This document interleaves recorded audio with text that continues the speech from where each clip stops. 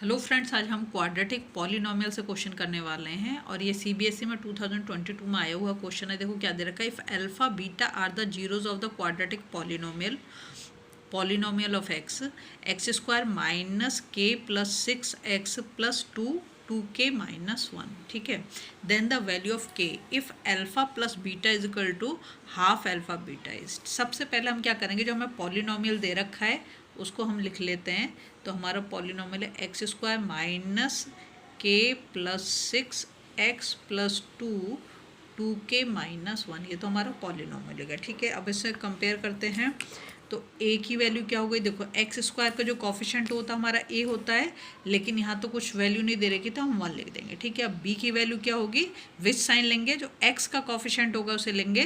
तो यहाँ पर x का कॉफिशेंट क्या, माइनस के प्लस 6।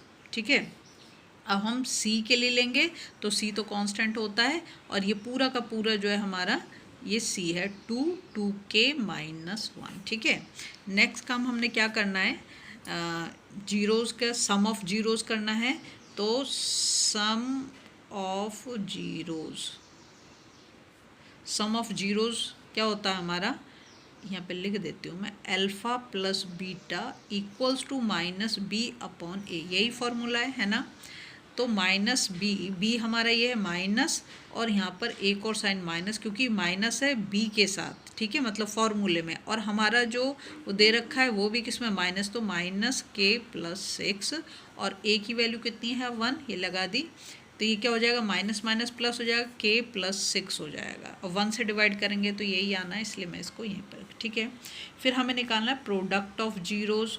तो प्रोडक्ट ऑफ जीरोज़ हमारा क्या होगा, alpha beta equals to C upon A, और सी की वैल्यू हमारी कितनी है 2k माइनस 1, और ए की वैल्यू 1।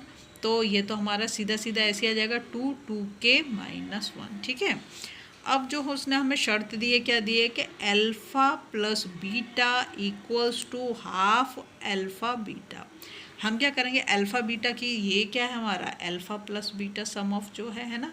तो इसकी वैल्यू कितनी है, के प्लस 6। तो हम लिख देते हैं के प्लस 6, दूसरा हाफ, और दूसरा क्या, प्रोडक्ट ऑफ ये क्या है हमारा अल्फ़ा बीटा। तो ये इसकी वैल्यू कितनी है, इसकी वैल्यू 2k माइनस 1। ठीक है, इस 2 से तो ये 2 कैंसिल हो जाएगा। अब क्या बचा हमारे पास, k plus 6 equals to 2k minus 1, है ना। अब मैं क्या करूँगी, देखो 1 को इधर ले जाती हूँ तो ये किसका हो जाएगा, पॉजिटिव हो जाएगा। अभी मैं ऐसे लिखती हूँ, k plus 6 plus 1 is equal to 2k, है ना।